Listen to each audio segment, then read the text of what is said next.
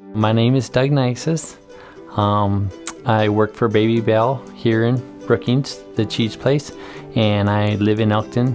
What I like to do in my free time is flirt with my wife, and I like spending time with my children, and I like to hunt and fish.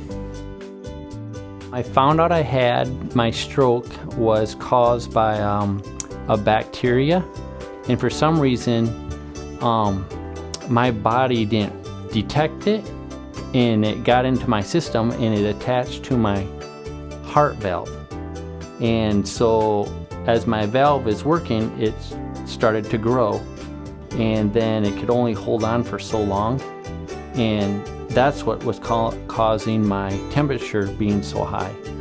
And that's why, because this was on my heart, and it broke off and it went to the left, and there's different parts of your brain, and it clotted the very bottom part. The only thing it affected was my speech, and so that's what went first, which was kind of a blessing, but it doesn't let any blood at all through, and being it was at the bottom of my brain, it shut down everything. It's really interesting that not very many people get that point of death and actually really be able to think about it. And I was thinking, I wonder if I'll know when I cross over, like what it's going to be like. And then it was like, I'm going to meet Jesus. So I got really excited a little bit. I was like, oh, I'm going to see Jesus. I'm to that point. And then I got to thinking, well, my wife was heavy pregnant, and I had 2 other children, and I was like, oh no, I can't leave now because I haven't even met my boy yet. And so I just said, Lord, whatever you want to do, leave me, take me, whatever.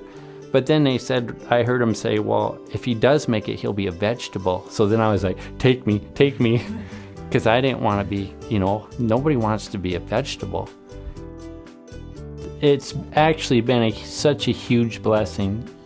I know that sounds weird, but in my life, it's been such a huge blessing because I have everybody ask me about it. I can hide it pretty good, but at first you could tell something was wrong. So they asked me about it.